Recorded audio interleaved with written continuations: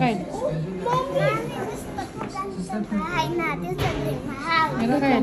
Mami, ito gusto ko bahay sa dream house. Nagkaganyan tayo. Apo. Tapos, meron Ano? Mami, tapos ako, yung aking higaan, ako mag-solo lang.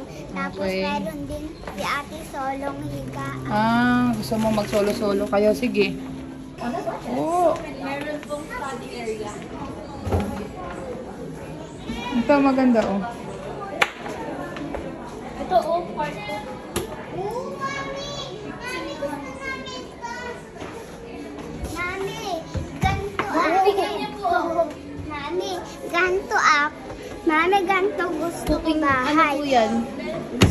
Ganito yung gusto ko Chopping bahay. board. Cutting board Mami, po.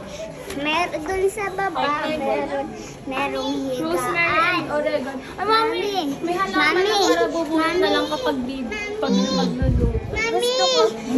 Mami, gusto ko dito. Gusto po, di ko na alam unahin ko. Oh.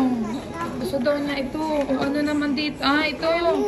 Ang gusto Yung taas ay may ano. ko yung house. Skateboard. Ayan, yung gusto ko yung baba. Oh. Mami, tapos Ano pa? Diyos ko po. Okay, sige. Lahat yan. ano po, mami? Ganito sa dream house natin. Mami, Sa dream house natin. Ayun, nagkaroon kami ng dream house na dito. Napunta lang kami ng IKEA. Nagkaroon na kami ng dream house. Dito tayo. Oo nga. Yun ang alam ko na nga. Tara. Mami, gusto na ako tutulog. Oh, kaya dapat.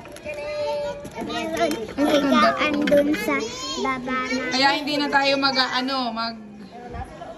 maglalaro mamaya. Mag-iipon na agad tayo. Mami, dito gusto ko. Hindi na maglalaro mamaya, ha?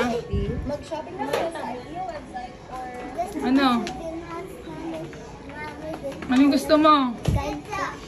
Ganto. Oh, sige, sabi natin kay daddy, may ganto. Meron, Sarili mong kwarto. meron akong, Sariling kwarto. meron akong higaan dun sa Opo. baba. Tapos meron CR.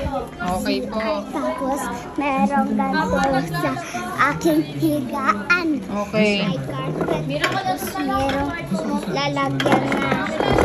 lalagyan ng pagkain. Tapos upuan. Okay. Tapos ang kulay ng wall, kulay pink.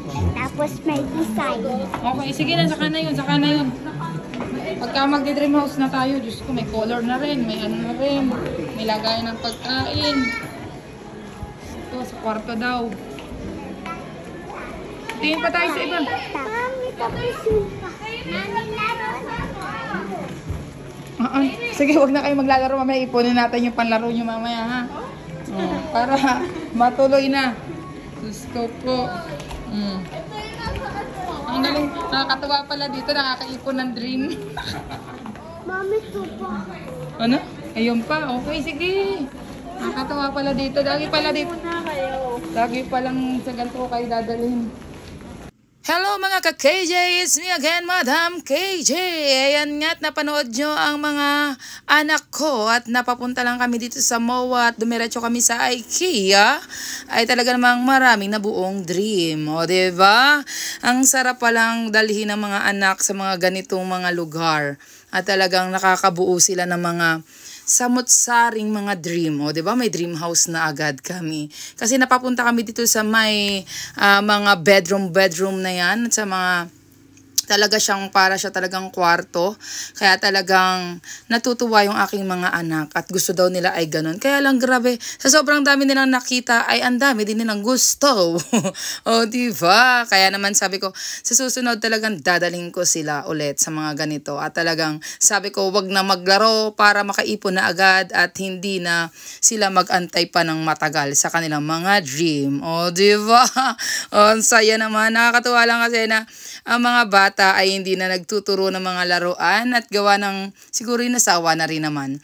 At ito na nga mga tinuturo nila at mga gusto nila. At ganun daw ang kanilang gusto paglaki nila. at may dream house. Sabi ko naman, hindi pwedeng ganyan kasi paglaki nyo, hindi na kayo kasya dyan. O, diba? Kasi kaya diba isipin nyo, ganun ang gusto. Liit-liit lang nung kama. Kaya sabi ko, hindi na pwede. At yung isa gusto, may tent daw sa ilalim. Sabi ko, paglaki mo anak, hindi mo na kailangan yon.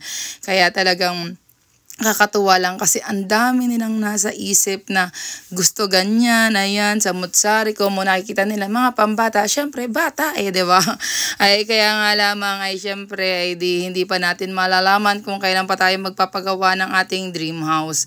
Ang dami pang mga kailangang kaining bigas. So, diba?